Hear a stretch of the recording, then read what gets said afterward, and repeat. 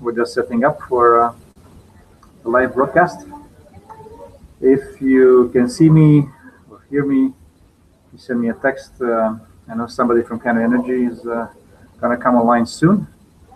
If you have my cell phone, please send me a text. Thank you.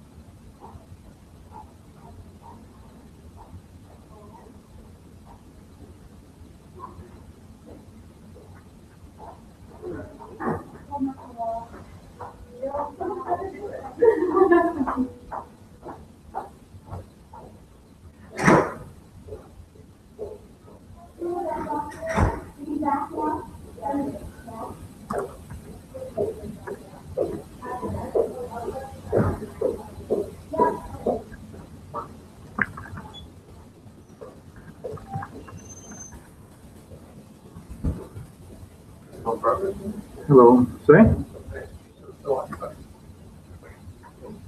Yeah. So this is the live transmission. Yep. So I'll go test it from a different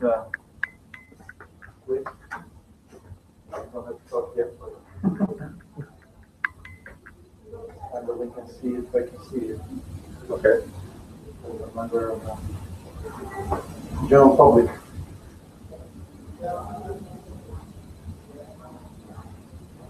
Jacques Wood, you know me? Yes, last year? Yes, I know. I've heard of it since the conference as well. Oh, there's Peter. All right, Dr. Rossmeyer. Hello, how are you? Good to see you. Thanks for coming. Hi. I remember listening to your talk at the GSS conference with future fast reactors in Canada. Oh, which conference? Is that the one at St. John? St. John is run by. And I tend to be on the same topic generally speaking. Right. And last year in Niagara Falls. Yeah. So this year was in Tuscany too. That's right. You were there. Yep. Yeah. Who organized these? I think it's not okay. He's trying to test his Wi-Fi link. It will be broadcast live on YouTube. Okay. So I need to talk in front of it to make sure he's getting a connection. Can you speak of it? Yep. Can you hear me? Yep. I'm talking into it now. Hopefully it's clear. Yeah, I think so. Okay. I'll keep talking for a while to make sure you don't lose the connection. So how is the topic of fast reactors being received? Is the reception changing? NV Power in New Brunswick are thinking of getting one. Really? To what end? To what end? Well, they want to replace their coal-fired station in the northern portion of the province. And, seems awfully risky venture for such a small utility. Would this be a partnership with the federal government potentially? No. That's interesting. They're one of the plenary sessions. That's what they took. Okay. And their criteria was that they wanted something that uses nuclear waste and doesn't create any. Right. So, really, quite interesting. So I figure we better get on the ball here in Ontario, otherwise we'll be left behind.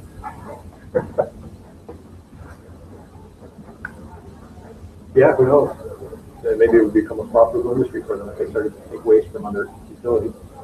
Well, I'm trying to persuade them to change Pickering into one of these facilities. Because they're gonna need the job. That's right. And they've got lots of stuff sitting there that's gonna sit there for Microphone. years. Exactly. Microphone systems. Interesting. Well, they'd have to keep that ball from, the environmental movement has already got their claws into shaping the future of the Pickering site in terms of what will be done with it down the road. Well, the thing is, they're still gonna have that nest of nuclear waste sitting there, period. Because we don't have any place to put it. Nobody's on board with building one, right? Well, You can't get public consent. I mean, the environmentalists will stop us from building. So I figure we might as well use it up and eliminate it. And the environmentalists would get on board and all a good thing. Right. I think on the nuclear front, they need to rethink the priorities, right? They want to shoot themselves in the foot sometimes. But they're not aware that this possibility exists. Yeah. And has existed since the 80s, in the last century. By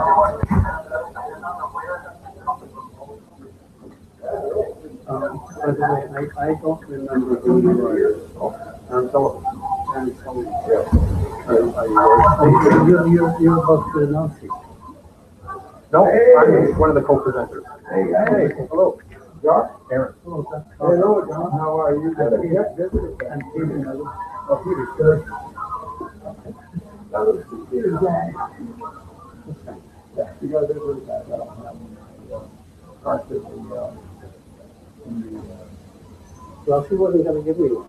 I said, well, I was told I'm supposed to register.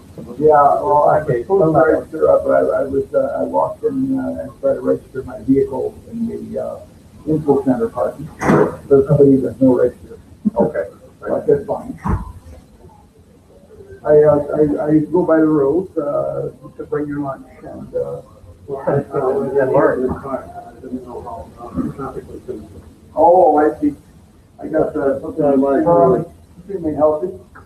Was you mentioning your, Basically, one of my duties I'm not doing the intro. of the CNN.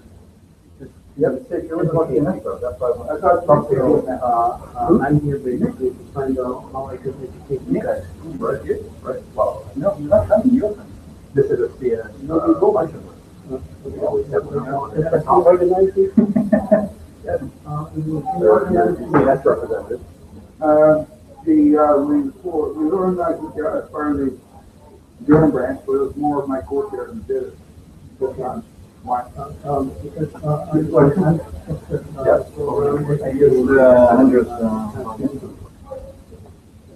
Okay, right, okay. So let's talk about, So you want to discuss what the, yeah.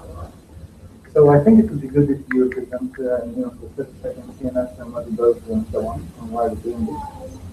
And yeah, maybe you mentioned the in November, and then invite Steve.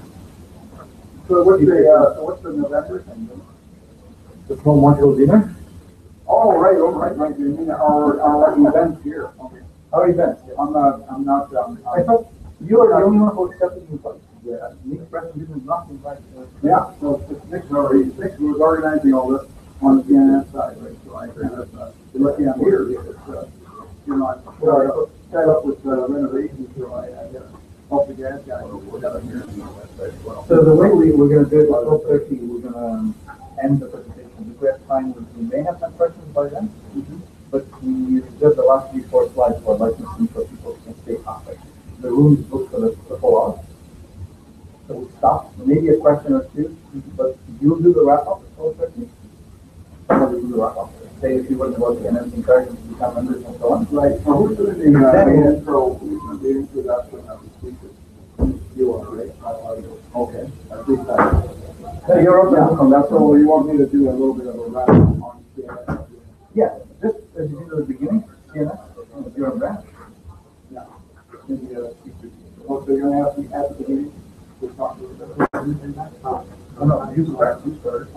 Green Park Steve. Would you? I'm not going to have very much mark here, so you can also, I'm not going to have very much experience value for it. Maybe I'm not using on the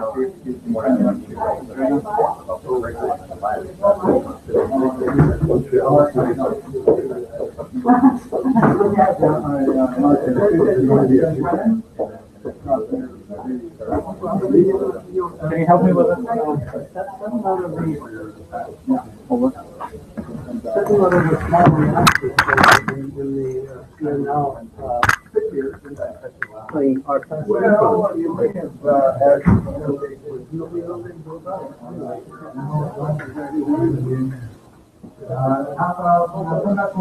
Excuse me. Excuse me, we have an event starting here in 5 minutes, so if you don't mind. Hello, it's Francis here.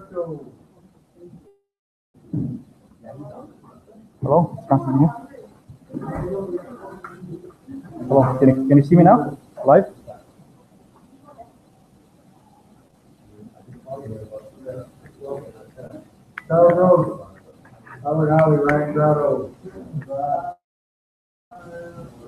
Yeah, I'll take it off the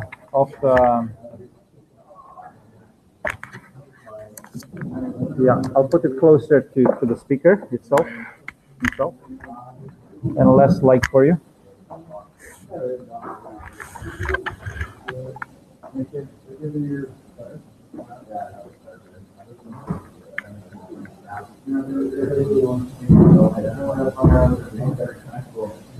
Yeah, okay, so let's do a sound check though. So I'm going to turn off the microphone on my phone, but I can still hear you. So now I'm talking into the camera. Can you hear me? I'm talking in the camera now. Yeah, you can hear me? Hello? Yeah. You will see, you'll hear me on the computer.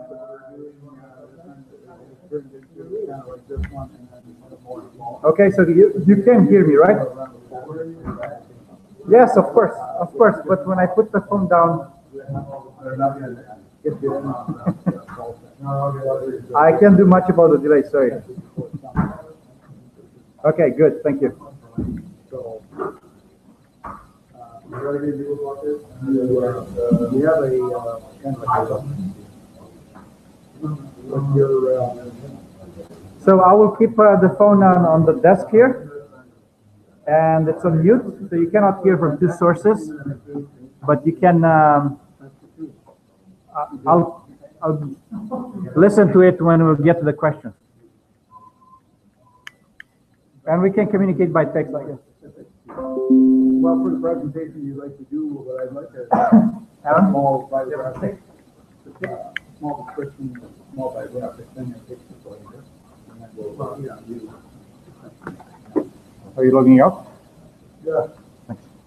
But the abstract should be over there. Well, I'll look at it. You know what, here's the well, on the floor. On the floor? The presentations, not all starting from the beginning. There would be a presentation as our agenda presentation of picture. Of the same topic. There's no need to try to make it, you could throw in, depending on where you are, you can throw in things, but there's really what we do is we usually do the combo of two presentations. One here is what I think. Oh, Dennis.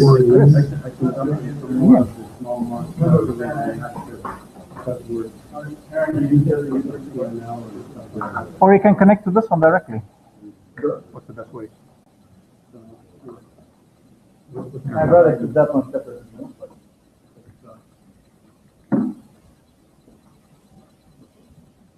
You'd rather start it on here? Yeah. Okay, let's do that. But do we? Does it let you in? Try this time.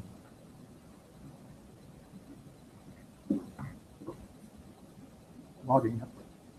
Can you still hear me?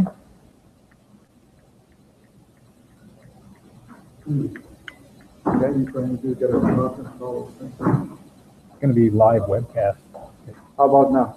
through YouTube. How about now? You can still hear me?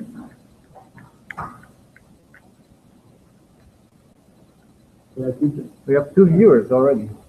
Live. Come on. I know Richard and Mario were.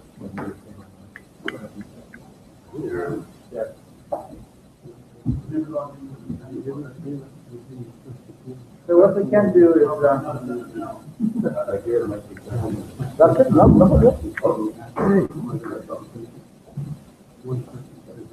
Yeah, I'm not surprised.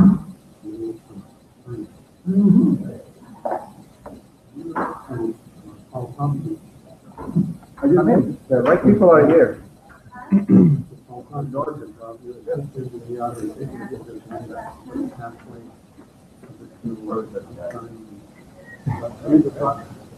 They're all fine seats. Does it recognize the?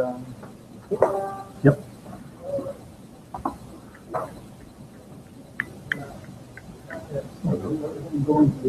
All right, Josh. Yeah. I hope you don't mind if we're gonna speak from here.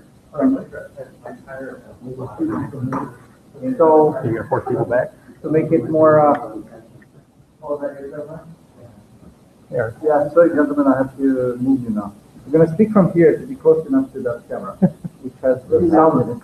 Or you can just turn to see us here. Me and the, Webcast. This is space age stuff. hello. Nuclear age stuff. So, we're almost there. Yeah.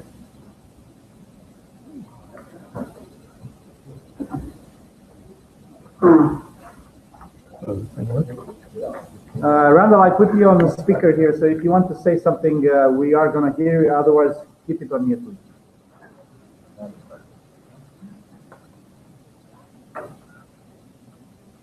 Very bright for them. All right. Very, very bright. But, well, can you just, we're gonna say slide 1 and slide 2. All right. Want to start? Okay. And you stand around here.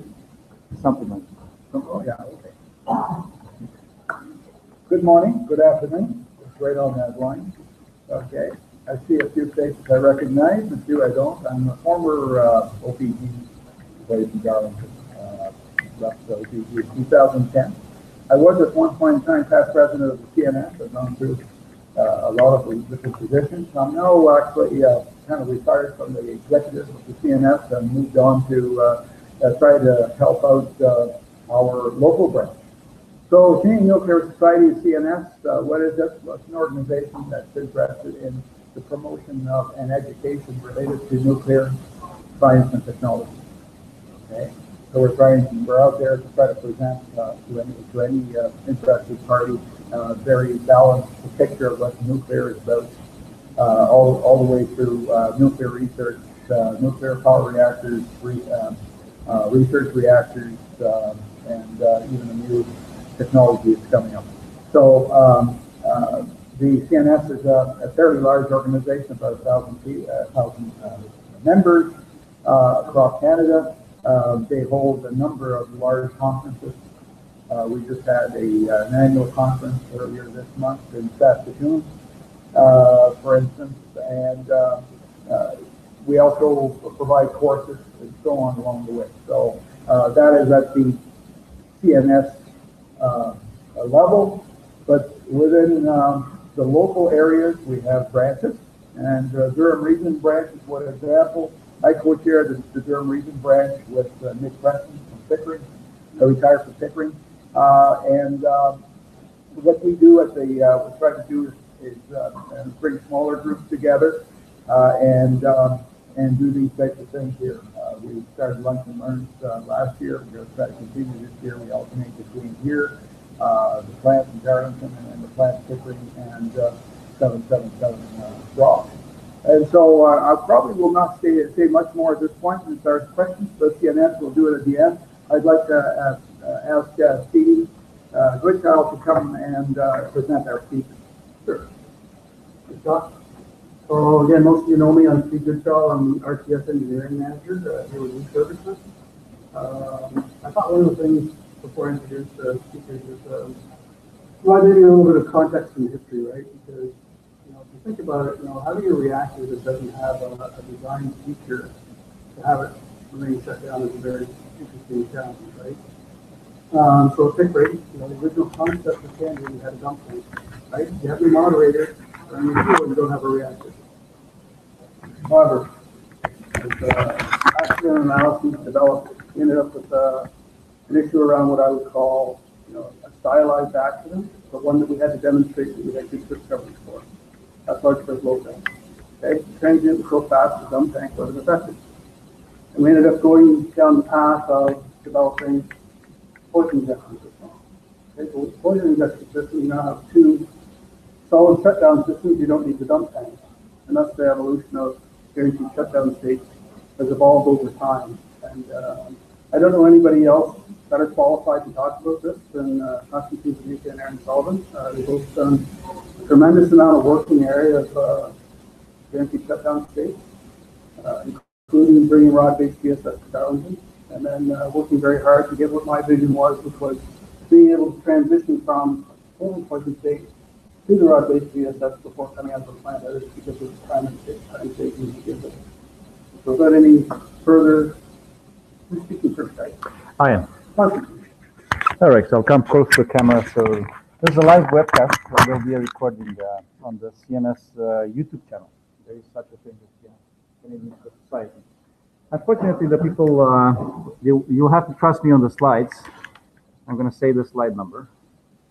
Okay. Let's go to number 2.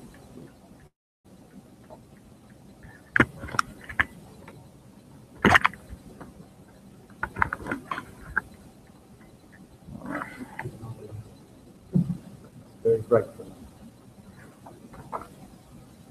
This is the agenda for today. We only have half an hour. So we introduce the concept to justify it. It is a Canadian trademark. The word guarantee shutdown state is a Canadian invention, a very good one. A tradition we should keep.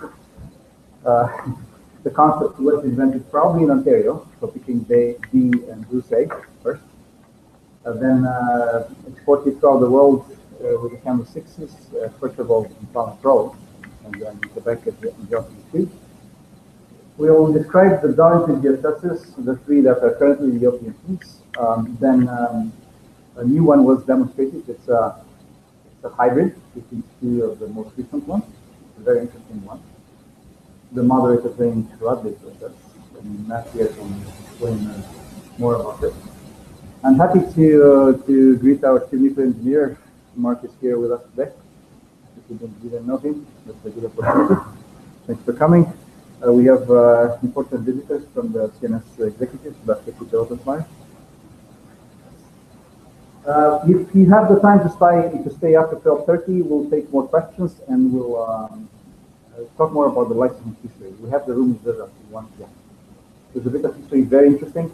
Things were not very different then than they are today. What is a consultative document at the beginning from the CNSE, in this case, or ACB application in the 1980s, becomes the norm and becomes a true regulatory document. So the things were much more flexible at the beginning. There's a person at Pickering, Peter Medina, who could not be with us today. He is still working for OPG. He wrote a revision of an important document in 1988, which we'll discuss afterwards. You know, Peter? Yeah. Let's go to the next one, please. Okay, Aaron will take over. So before we get into the discussion of the guaranteed shutdown states themselves, we'll just say a few words about a shutdown reactor. So, question, when you shut a reactor down, does it tend to stay shut down? Significant changes occur in the fuel after shutdown. So when you shut the reactor down, you introduce a neutron-absorbing material into the core. It starts the chain reaction of neutrons, and the reactor is driven subcritical on power drop neutron flux drop. But when the reactor is shut down, you do not freeze everything that's going on in the core. Things are still evolving. Significant changes do occur in the fuel after shutdown. Various isotopes that build up in the fuel during normal operation, they decay into other isotopes that have different absorption properties. The predominant one in xenon 135 is this extremely strong neutron absorber. And over time, ultimately, it decays into cesium 135, which is a weak absorber. So it adds reactivity to the core while you're shut down. Another one, the reserve of neptunium that builds up in the fuel, it decays into plutonium 239, which is another fissile isotope, meaning it will fission in exposure to thermal neutrons. And that has a positive reactivity effect as well. There are others, the decay of promethium and samarium, which is a strong absorber. It has a negative reactivity effect, and there are other smaller players as well. But the net effect is, during shutdown, your core reactivity increases over time because of the evolution of the fuel. As a result, unless a mechanism is imposed to suppress the positive reactivity that builds in the fuel after shutdown, the reactor will eventually reach a point where it would want to restart. Next slide, please. So again, this is the evolution of xenon after shutdown. So the 0 point represents the reactivity load of the xenon in fuel at the time you shut down, so like full power when you're operating, in the case of the full power curve. And after you shut down, there's an evolution where the xenon concentration first builds up in the fuel. Right? The iodine reserve that is built up in the fuel bundle decays into the xenon. So you initially have a negative reactivity effect, which tends to keep reactive power down and drop further. So it's strictly the thinking, well, after shutdown, a reactor can well stay shut down. But if you leave it long enough, the xenon decays away. And after about 42 hours, the reactivity of the xenon reaches where it was before you shut down. And beyond that, reactivity continues to increase above where it was at the time of shutdown. So the tendency is to do this thing to drive the core reactivity above where it was at the time you shut down.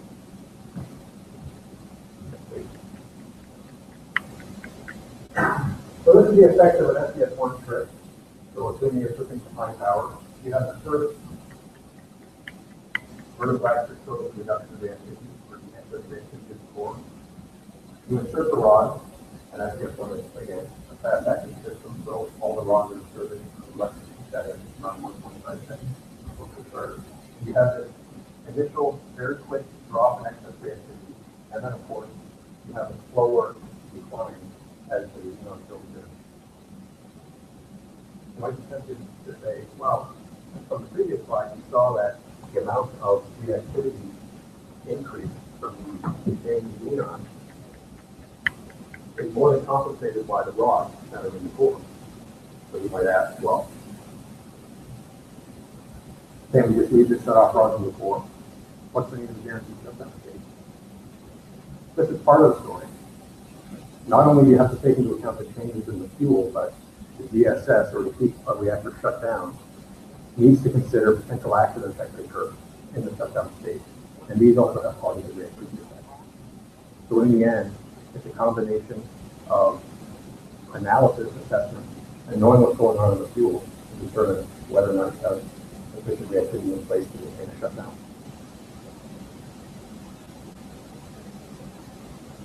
All right, why do we need to guarantee the shutdown? And again, the notion, we'll have a slide very quickly. The notion differs for candle nuclear operators and for the rest of the world. Our fuel stays in core, as you know. Okay. There's an instance where 15A reactors were kept fueled for 1996 or 7 until 2003 or 4 when we restarted. 1 and 4. The core remains reactive. We could have accidents, so we don't want any of that to happen, of course. But there's a possibility. We could go critical. You'll be surprised by a table at the end of the presentation to see how much you have to drain the moderator before you can say criticality is virtually impossible. More than half. So. RS, that's an important thing that many people may not know. RS is not always in active control. control. So below -6 decades, the instrumentation, -6.9 in fact, decades, the instrumentation cannot be trusted anymore, and we have a startup flag that replaces the dummy signal that replaces the ancient signal for our. The important thing is, and in this aspect, we are very much the same as the rest of the world. We do have planned maintenance, and we have to take AGS1, AGS2, and RS eventually out of service. So we don't have that dual shutdown capability. We don't have two different shutdown mechanisms that the candles come equipped with. Right? All right, so we need to protect it. We need to define it. It's a configuration. It's not a design per se.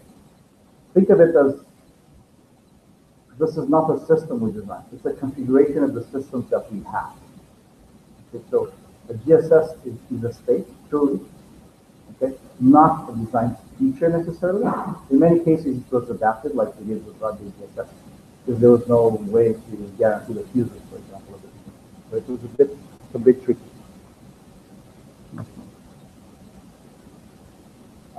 This is a quick extract of testing systems map to the second manager of physics, Darlington, sending these statistics from Wayno. 23% of the events reported to Wayno occurred during the low power or shutdown.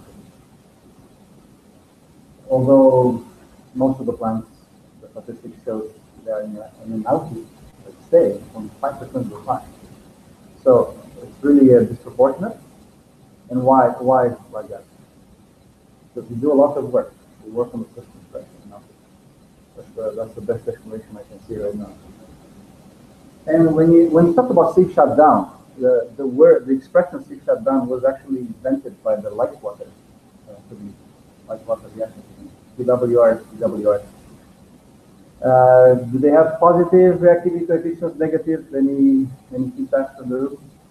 PWR still has negative. That's a good feature. It's a very, very good safety feature. And when you go up in power. But when you go down in power, you may have power fault. I remember a story from my time in China. One of my operator fellow colleagues came from a PWR, and he had witnessed an increase from -5 to 20% an unexpected increase in core power in their brand new PWR within 20 seconds. They forgot something, they cooled down something, suddenly in the core took off. It stabilized at 20% in trip, but it is possible if you don't control the configuration in that reactor. The negative coefficient can come and haunt you. Okay? So the expression safe shutdown means you have to shut down in a safe manner and keep it there. It's really different for a standard reactor than it is for a light water reactor. Just a quick example I'm going to go through it very, very quickly. We have these guarantees. Okay. In this case, a boiling water reactor. I took the slide from an IAEA document and I strongly encourage you to visit websites like IAEA, COG. But also the US NRC has a lot of specs for pressurized water reactors, Westinghouse and so on, for boiling water reactors and all the US designs. So in this case, the event is being analyzed through a probabilistic safety analysis. But the main thing is, what's the guarantee in this case? We have this funny event if they want to do some maintenance on the main circulation pump, MCP. Those pools on the top can drain 30 minutes if they are not careful. So their guarantee is actually to close the hatch, the lower equipment hatch, to the bottom conclusion, bottom right.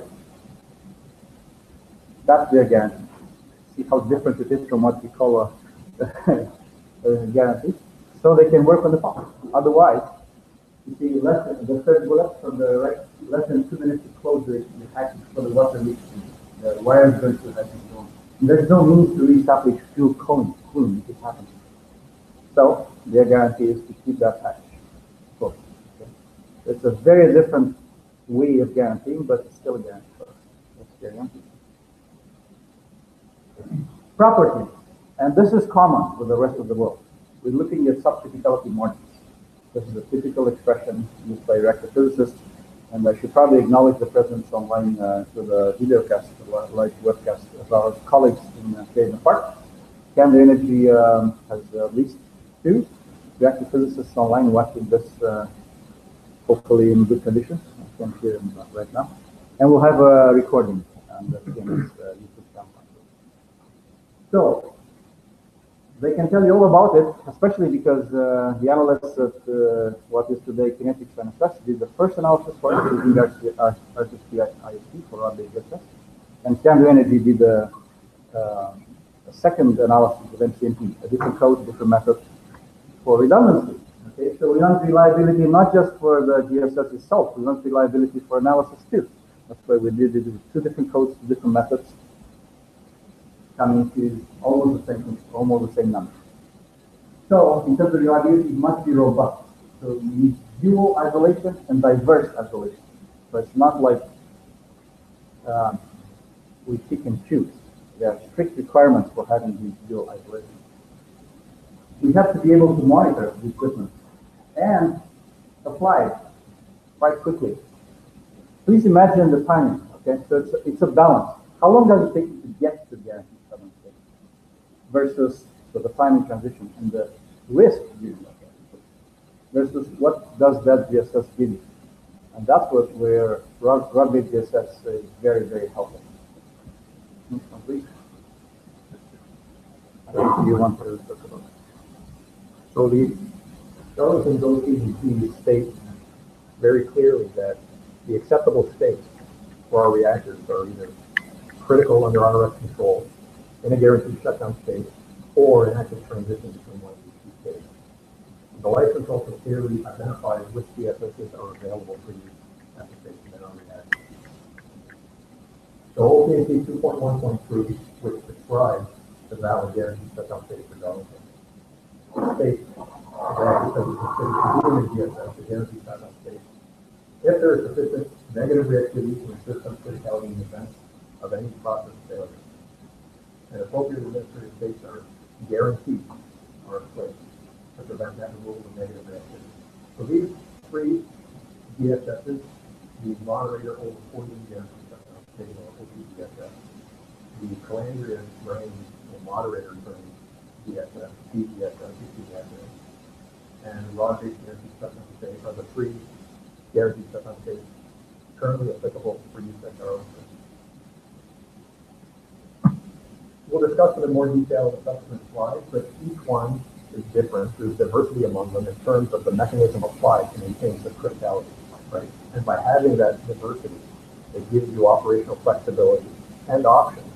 If some mechanism is at work that threatens the integrity of one GSS, you have another to fall back on that will not be affected by the same mechanism to the same extent.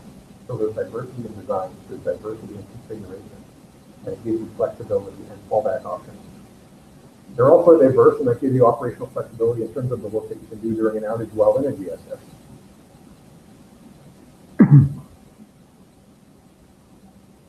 And there are different advantages and vulnerabilities for each. Right? And you have to know and understand the mechanisms behind the GSS so you can protect them properly, monitor them properly, and ensure you don't do anything to endanger the GSS. So the first one, the workhorse of Darlington GSS is the overflow guaranteed shutdown state. This is the one that is used predominantly in every plane maintenance outage. And the good tradition. Yes, yes, and Really solid GSS. So the mechanism employed is by keeping a large amount of neutron absorbent poison, gadolinium, in the moderator and guaranteeing its presence. Of course, a GSS is defined based on the limiting accident that is identified that could occur while in the GSS. And so the 22.5 ppm, for example, is in place to protect against such a limiting accident occurring, which for OPGSS is an N4 locus. So when you're relying on moderator poison to maintain such criticality, you have to put into place protections that prevent that moderator gadolinium from disappearing. And one of the potential ways you can move poison can be removed through purification. If mod force through the purification circuit, it can be removed. It can be diluted. If unpoisoned or underpoisoned, you roll that into the calandria. that is the poison that's there. If the poison is not adequately distributed, you don't have the same reactivity effect. If you had all of that poison that was sequestered somewhere in one area of the glandular, you wouldn't have this global distribution of the poison, and it wouldn't be as effective as the reactivity. So you have to maintain circulation. And you also don't want chemical contamination, which could react with the gadolinium and make it ineffective as a neutron absorber. So we have RSGs, reactor shutdown guarantees, in place to protect against these potential failures or tendencies to threaten poison concentration in the water. The spool piece that's mentioned there, and we'll discuss it on the next slide. This is to prevent purification or removal of poison for the moderation of purification. So we physically remove a section of the line between the calandria and the purification circuit to prevent forcing poison deflow through purification to remove the poison. You can see the pink tags, those are reactor shutdown guarantee device tags. We identify when a piece of equipment is part of a reactor shutdown guarantee. So the spool piece is removed, and in its place, blind flanges are inserted on both sides of the circuit to maintain. You also have to maintain the inner environment inside the flanges. So you have a blind flange, and the gap between the two blind flanges acts as a telltale drain to show that you don't have any leakage from one side or the other. And of course, these blind flanges, after installation, are also locked in place. Right, they're RFD devices, they're locked, and the status is controlled.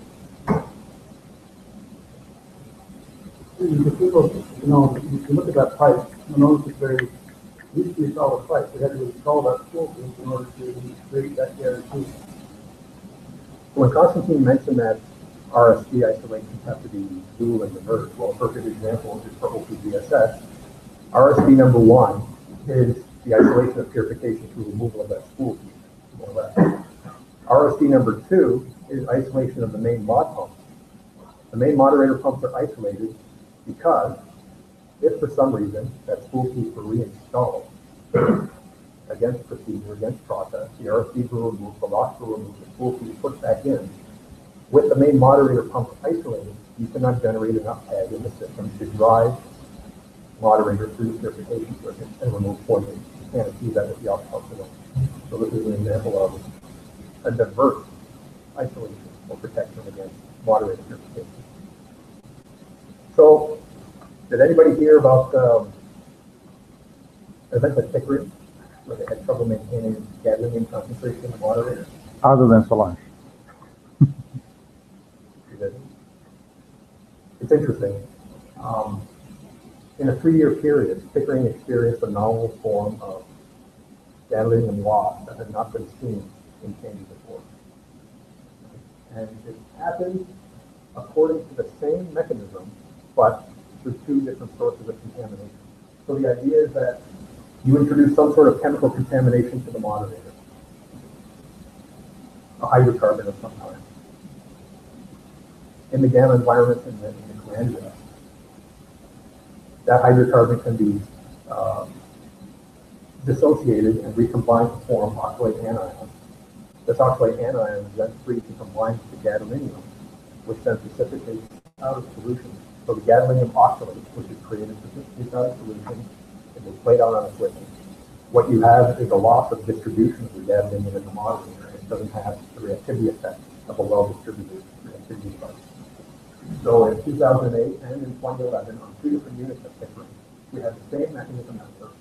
In 2008, on Unit 7, the source of the contamination was an ingress of amylase gas. Right? There was chronic leakage into the moderator of amylase gas that 2005 had been moved out. And that's a very strange chemistry effect on the moderator. And this was an unforeseen consequence as well. In 2011, the moderator was being refilled after it drained in P1151, and monitoring of the moderator refill showed that they were losing their gas levels. So gas concentrations were coming back lower each time they sampled.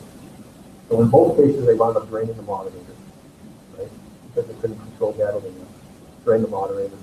And the source of the contamination in P1151 actually was introduced several years earlier when a moderator cover gas compressor diaphragm failed introduced oil, which migrated into the head tank and sat there for years until they decided to drain the moderator during an outage, which introduced that oil into the calandria, the radiolytic environment, which allowed for the formation of oxalate anion and the chemistry to go further in the resource. All right, thank you. So the second traditional GSS at Darlington is drain GSS, the moderator drain GSS. So it prevents criticality or maintains subcriticality by keeping the calandria void of moderator. Empty the moderator and do not allow it to refill. We don't have a reactor without a moderator, so we send thermal one. And a guaranteed hole is maintained. It's established and maintained to prevent filling the calandria heavy water and using the moderator environment. So theoretically, you could refill the moderator from the heavy water management building, heat flow transfer. You could have an in-core locus, which introduces heavy water from the heat transport system. Highly unlikely, but the guarantee hole is there, is established, so that in the case of such an introduction of heavy water, there's a passive pathway through which the heavy water can drain through gravity to prevent filling the calandria. So it's a robust GSS, but it has some disadvantages. Right? The moderator is not available as an ultimate heat sink in the case of a severe accident. Right? And with the guarantee hole in place, it takes time to remove that hole, reestablish your piping, and then refill the moderator if that ultimate heat sink is ever required. The hole is at the section of one of the two moderator auxiliary pumps, which is outside of containment. So you establish a guarantee hole and you establish a guaranteed pathway out of containment. And of course, there are long evolutions involved in draining the moderator and establishing the hole lengthens the time to establish the GSS. Right? And there's that idea again that you want the movement into a GSS to transition to the expeditiously quick, because you're sort of in a no man's land in between one accepted state and another. So this is just a picture of the guarantee. The next two are pictures of the guarantee hole. The piping at the suction of both the aux pumps have been fitted with spool pieces, removable spool pieces, and that's a picture there of the spool piece in service. So this is normal configuration. Next slide. This is what's established. This is what's installed to create the guarantee hole. So that spool piece is removed. A blind flange is put on the pump side of the gas, and a burst plate or rupture disc assembly is installed on the calandria side of the gas, which is designed to rupture at a pressure that represents the head of the moderator below the level of the calandria. So if you had introduction of heavy water into the calandria, it would fill the lower piping down to this burst plate, and it would continue to fill until it reached the head that would burst that diaphragm and allow the water to drain out before it reached a level where it could enter the calandria and start to refill the moderator. All right, what saved the day at Pickering was this concept which has been developed since the early 2000s of rod bait GSS. If PWRs and BWRs use rods for everything, why don't we calculate the subcriticality margin, and why can't we use the rods to establish guarantee? That was a very good idea. It came from Pickering first. The analysis was finished around 2003. There was cooperation with COG as well for analysis. The Darlington, we introduced it around 2010-12, I believe. The idea for Darlington rod bait GSS is to insert all the 32 shutoff rods, which are the heaviest absorbers, as well as the 4 PAs, control absorbers, guarantee them in core. The 16 adjuster rods are also inserted. So dual isolations are achieved by removing the clutch fuse, basically, and making sure the motors have no power to them. So basically, there are guarantees on breakers and fuses as well. There are some other things that are done. For defense in depth only, we maintain at least 3.3 ppm. The analysis said that 3 is more than enough, but we always have some margin, as you know, a safety margin. 3.3 ppm is the magic number for gadolinium maintaining the moderator for rod bait GSS, which is a much lower number. Remember, we had 22 ppm, and just so you get a feel, in a PWR, sometimes one of the shutdown modes, that's how we call them, mode 4, mode 5, mode 6, shutdown modes. Sometimes they put 1,000 ppm of boron, a lot of poison to keep it down. The core is very reactive, so they need a lot of boron and poison. We use gadolinium and boron now. For GSS, just gadolinium. Again, one of the conditions here, we keep this country poised, the rod is poised, while the rods are in core. And this GS2 is poised the whole time. Just a quick comparison here, because we're at 1230 already. For the subcriticality margin, it may look small, but it's actually quite large. On the very first line, if you look at the 15-day outage, in normal rod-based GSS with no accident, okay, we have subcriticality margin of 37.2 millik. By comparison, the standard range for WR for shutdown nodes is in the 20, 30 area. If you go to 50 millik subcriticality margin, that's a criterion for the field base. Spent field base in PWR are reactive. So you need boron liners and other stuff to keep them subcritical at all times. So at 50, you have a spent field bay which is not supposed to go critical at any time. It's just the criterion. They do have shutdown modes where subcriticality margin goes all the way to 15. And if you look at the bottom line for rod-based GSS, under the worst conditions, whole shutdown when you have an loss of 15 and a low cut, that's the limiting action. So it's kind of a combination of the worst combination you can imagine. We still have 17 millik, and you have the 17 millik for all modulation. And you can see the difference between a 15-day outage, 45-day, and a 1-year outage is very, very small.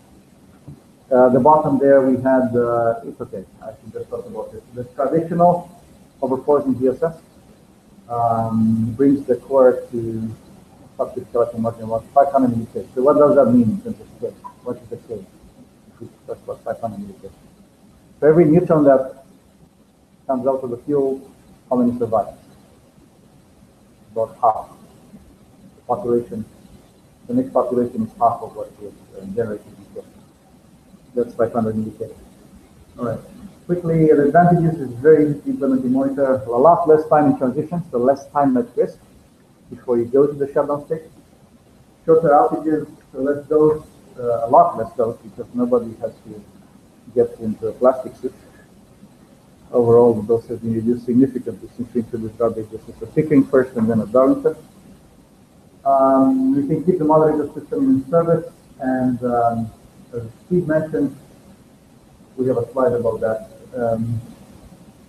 We can reduce the amount of poison in the moderator while still in the shutdown state, guaranteed shutdown state. That's a huge advantage at the end of a plant down. It does have its weaknesses. If you go back, you can actually send anyone to verify the position of the rod, so it's hard to. We have to trust indications, and so far there have been no failures of indications and so on. So there are many things that prevent the rod from coming out, of course. Okay, and we do not have the funny problems that PWRs have, which is called the rod ejection accident. Why is that? What's the pressure in our moderator system where the rod sits? Very low, atmospheric basically. Okay? That's a good, very nice picture of a can reactor.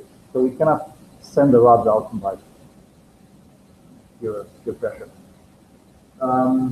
If just one must be available, that's the limitation, but it turned out not to be so bad for years and years of application. And it does have the smallest subcriticality margin. For the worst accident, please remember, so it's about 37 in normal conditions, which is huge. 16.7 in the worst possible condition you can imagine. So two big things fail, that's the worst possible. There was a demonstration of hybrid, so now this is truly innovative. So how about we use the rods in combination with a drain GSS? Okay, remember we have a drain in the rod-based GSS. This is the hybrid between the two. It was demonstrated in 2 years ago, in year 4. We don't have to establish the guarantee hole, which takes time. It comes at the cost of dose and less time in transition. And we still have the moderator available, the ultimate key sync in pretty short time. The next picture. So this is the next one. So a quick table showing how much of the moderator level decrease must happen before the core gets to, let's say, the 26.35% full. This is where we increase the subcriticality margin by 21 milliseconds. It's it was surprising to us too to see these results. So our reactor stays close to criticality unless you put a solid mechanism to keep it shut down in place until you drain a fair bit of the moderator. And yeah, just some quick words on GSS consideration for pre-equilibrium operation. So, pre-equilibrium core is not the equilibrium core. It's a very different beast. You have more reactive fuel. You have different fuel composition. The fresh core, when you start, is all U-235 as a fissile isotope, U-235 and U-238. So they're all fresh bundles. There's no plutonium in the fuel yet. As you burn in from the fresh core, the plutonium increases. You go through a period known as plutonium peak. Right. Your neutron energy spectrum is different from equilibrium because of the uranium versus plutonium mix in the fuel in equilibrium versus fresh fuel. Right? So your energies of your neutrons are different, and that has an effect on the reactivity words of devices in the core, as well as temperature coefficients, reactivity coefficients, responses. You have a higher delayed neutron fraction in fresh fuel. All of these changes mean that the reactor, when fresh or in pre-equilibrium, responds differently to triggers, actions, perturbations than it does when it's equilibrium. And that has to be accounted for to determine whether or not a GSS, as defined for equilibrium core, is valid to be used in the same way during the pre-equilibrium period of operation. Something we need to know when we're starting up Unit 2 and this core is burning in, which takes a couple hundred days, right? During which time there's probably going to be ample opportunity or need to establish GSS to work on things. So under these conditions, we need to demonstrate the GSS. We have to reanalyze the accident, confirm whether or not the limiting accident for equilibrium is still the limiting accident for pre-equilibrium operation. Show that the subcriticality margin established for the GSS is sufficient for the fuel configuration. And if needed, identify how the GSS has to change in order to remain valid for pre-equilibrium operation. So for instance, if OPGSS were analyzed and the limiting accident showed that if you protect 22 ppm, you're still at risk of inadvertent criticality in the case of in-core LOCA, well then you'd have to change the design of the OPGSS and you'd have to protect a higher amount of poison, which would be protected for the license. So this analysis is in progress. OPGSS will be very important during return to service of Unit 2. Hopefully, broad-based GSS will be available as well, because that will give great flexibility in terms of responding quickly to the need to go down, fix equipment, and come back up. Because the transition involved with broad-based GSS, as was mentioned by Constantine, is faster, you can establish it faster, and remove it faster, and the approach to critical after removal is quicker than from OPGSS. And of course, having a lower amount of poison in the moderator with broad-based GSS than OPGSS is important for maintaining good neutronic monitoring, which is going to be tricky with a fresh core and early pre-equilibrium core because the neutron source in the fuel is so weak.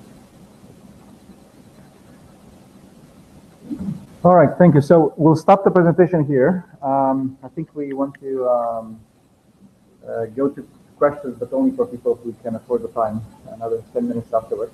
And we'll start the dialogue with our friends in Sheridan Park as well. We'd like to say a few words. So we encourage you to become CNS members. I'm one, Steve is one, Jack is one, Mark is one. Dr. Ottosmeyer, oh, thank you for coming.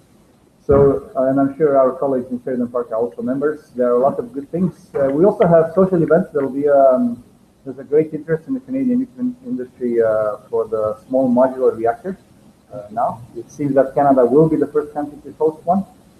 The licensing body is also very much on board with the licensing process. Canada has one of the most flexible regulatory environments, it seems. So this is very, very good news. There was a lot of discussion at the recent conference, and OPG does encourage people who write papers at the conference to go and attend. So keep that in mind, please. Matt, myself have attended many occasions. Steve as well. Also, we'll have what we call a small modular dinner in November, organized by the Durham Branch. It's in tune with what I just said about the renewed interest in modular reactors. Hopefully, our new build will become a reality. We have a new VP. Jeff Lehman used to work at Darlington, who's the VP for nuclear development. That's really good news that we have a chance to do that. So that being said, that was the advertisement for CNS moment. You did a good job. So we are here for another 20 minutes for questions. Feel free to come and leave as you please. Have your lunch, continue your lunch. So I'll open the line with Sheridan Park now. Do you have any questions for us, Sheridan Park? Go ahead. I think we do. Okay.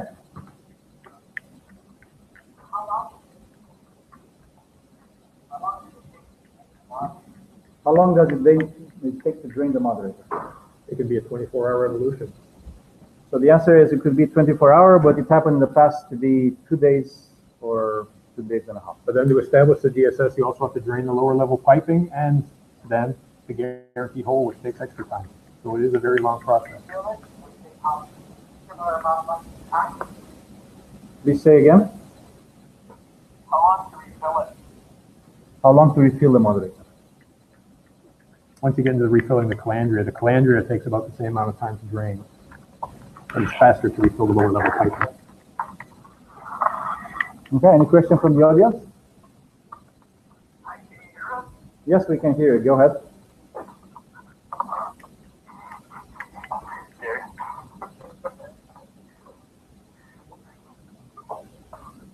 Go ahead. One of the other questions you mentioned about the on the restart of Unit 2, it's going to be 100 days burning on the reactor oil. I don't understand. Just the amount of time it takes to get. So the question from the floor was, what's the reactivity transient for the first 100 days you need to after refurbishment? Just the amount of time that it takes for the fresh core to burn into resemble the equilibrium fuel distribution. And so, for most of the accidents that they've considered, the restart analysis that they've done, they've shown that, burning up to 200 full power days from fresh core, you start to resemble the equilibrium burnup distribution sufficiently that you're then more or less covered by equilibrium analysis. You monitor that by the flux detectors then? No, we track the burnup. We track the burnup using our core fault code. I've never heard of it before, that's why I asked. Oh, okay. Yeah. Okay, thank you. So Sheridan Park, we can still hear you on the phone. So if you have more questions, just shout. All right. Any questions from Dr. Since I'm not in the field, I probably don't know the answer to this, but why don't you use older fuel for Okay, we have reactors? another question. Oh, 1 second. We have a question from here first. Go. So why don't we use fuel? Yeah. The question was, why can't we use burnt fuel to compensate for the reactivity changes, I guess?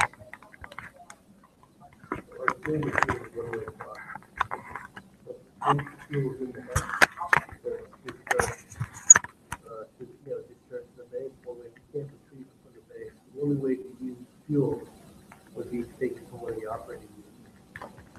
I don't know if you heard the answer, but our fueling process is a one-way. As you know, we discharge the fuel bay and we don't reuse fuel in any of the Canadian operations, as far as I know. Is that by definition, or is that simply because it's always done that way? It's Well, we typically don't have the machinery to recycle it from the bay and bring it from the bay back to the reactor. So design is done that way. It's by design. We don't have the machinery to retrieve spent fuel from the bay and reuse it in the reactor. There were some attempts at the beginning. There was some recycling at the beginning of Bruce A or B, but the experience was There's a lot of economic issues. an economic issue as well. One that I remember is the risk of the fuel condition itself. Yes, yes, exactly. The fuel starts failing. It's been moved out of the core, brought back in, is that fuel, It's going to be, the integrity of the fuel is going to be good. There's a lot of risk involved there of having fuel failures. There's a lot of equipment interface. And so when you add all the economic side, it just didn't make any sense. But in Yeah, so addition to that, the responses are still around the question about recycling of fuel, and there are economic concerns and risks of fuel damage and fuel failure. another economic argument is the amount of time it would take to reload your core. If you were to use fueling machines and go to the bay, retrieve irradiated fuel, as opposed to doing it the way we do with fresh bundles, is it's all done manually without fueling machines on the reactor phase. It's a much faster evolution. It's almost a 10 times faster. Yep. It's a huge economic impact to slow down on first pass. We still have time for one more question from Sheridan Park, if you can still hear us. So when you're doing the moderator drain, that's like 24 hours busting time. You just need to do circulation, sampling, and a whole process. During the entire time, you're maintaining OPG DEC conditions during the drain. So you're sampling continuously, not continuously, but throughout the entire evolution, you're confirming the presence of your OPG DEC poison in the moderator, both during drain and refill. Right, okay. So that simply still that includes the, I guess, the loss of reactivity from the thermalization. Well, Okay. no, this isn't a. Yeah, we'll respond to the question of Sheridan Park right away. So Aaron responds to different questions. What are responding to? The question was around during moderator drain, whether or not we protect the OPDS poison concentration during the evolution. And the next follow-up question was the table that we showed that showed the increase in subcriticality margin as we drain the moderator. Does that include the loss of poison from the core? No, because That's balanced, right? That's like, well, from the medium of growth cells, poison. right, but that table came from rod-based GSS analysis. Even though a defense in depth measure in rod-based GSS is to maintain that minimum 3.3 ppm of poison, it is not considered in the analysis. The safety analysis assumes no poison in the moderator at all. Okay. Right? Yeah. So that drain didn't involve movement of any poison out of the core. But when you question what's the difference between the standard drain GSS and moderator drain rod-based GSS, can you explain it again? Moderator drain rod-based GSS and DGSS? Yeah. So, like Constantine said, it's a hybrid. So you drain the moderator, but you also have guarantees on the in-core position of your shut-off rods, your control absorbers, and your in-service adjustments. You do not establish the guarantee hole.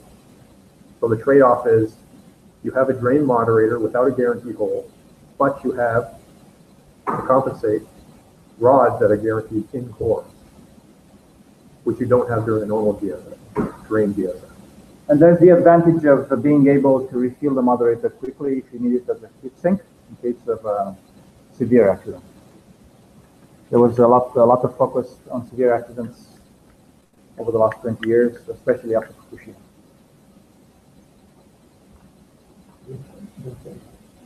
All right. Yeah, so for the pre-belligerent core rod-based GSS, I don't know what the scope is for what we're seeing in terms of the activity of like people that tend to help us or having front diagrams or collateral structure.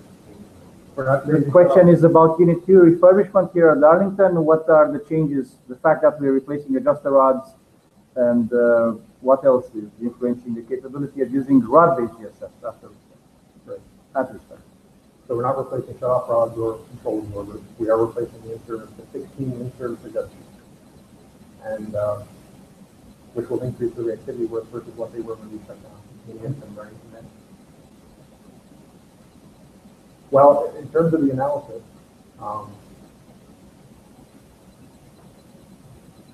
it would be margin in reality relative to what they were doing in the analysis as of when you had to get it. But it wouldn't be worse. It wouldn't be worse from the work of the rod. However, like we discussed before, you have different fuels. You have different reactivity effects of voiding the fresh core has a worse void coefficient than equilibrium core. Yeah. So all of these things have to be taken into account, which is why you have to do rigorous analysis for the fresh core and pre-equilibrium application of the GSS. Confirm it's good for that first period of time when you're burning the fresh core. Let's take the last question. It's actually a question to you all. basically, it was mentioned that we're going to go into small modular reactors. Sounds exciting. Now, if you know, out of the roughly 20 that were proposed to CNL, 8 of them are fast neutron reactors. And so most of us really don't know anything about fast neutrons except to slow them down. So I've been, you might say, pigeonholed or volunteered to talk about fast neutrons to the field. And so my question to you is, how many of you in your education have had courses on fast neutrons or fast neutron reactors? One. Where was that? University of Bucharest in Romania. Not in Canada. Not in North America. There aren't any courses on those. So basically, one of the suggestions is that I come to a lunch and learn session and talk to you about fast neutrons. They're fascinating because it's the first thing that happens in a fission reaction is that you get fast neutrons coming out. And then what you do with them then changes the entire landscape as to what kind of reaction you have. And it's kind of fun. So watch for the announcement. You're going to raise that, right? Well, we'll do a fast job on it. And we have two proposed lunch and learns. Actually, one of them is lunch and learn. The other one will be the small modular dinner. Somebody from one of the manufacturers or from CNSC will come and describe the various designs at the dinner. So it will be a good use of wine. Interesting use of wine as well. So please sign up. We'll send you the info. Whoever is interested, contact me, please. It will be in November. And I found another speaker, a person who designed the filling machine for Douglas Point. So if you're interested to find out the history of Douglas Point filling machine and how they were designing with pen and paper, and they still work. It worked for about 25 years or so. We may have that in the fall as well. I have a comment to make as a CNS to supplement what you said. If you're interested in finding out more about what CNS can give you as a member, go to our CNS site. That was listed there, CNS-FNC.ca. But that's easy to find by going to any Nuclear Society. That's probably your first hit. Check it out a little bit. But one of the things that was mentioned about paper. A lot of our conferences, in particular the Canada Maintenance Major Component type of conference, what we give you is the option of presenting a PowerPoint. Okay, I know, like we recognize that in the operations side of things, people are busy. They typically don't have time to put a formal paper together. So a formal paper in some of our conferences that are popular for the operations folks do not require you to put one in. You simply put in an abstract, and then if it's accepted, you put together a good PowerPoint that's placed into the conference proceedings, right? So it helps you along, because I know you're busy. In your area, you may not be interested in having formal paper vetted. So think about that, because Steve will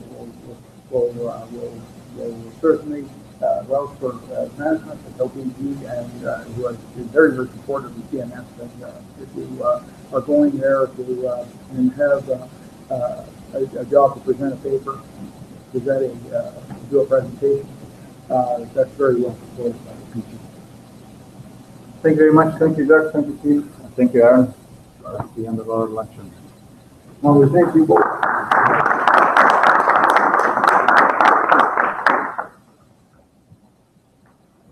Peter, I got. I'll close the phone now. Sheridan Park.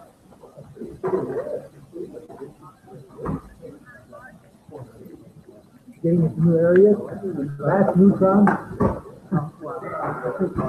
Oh. You did a presentation.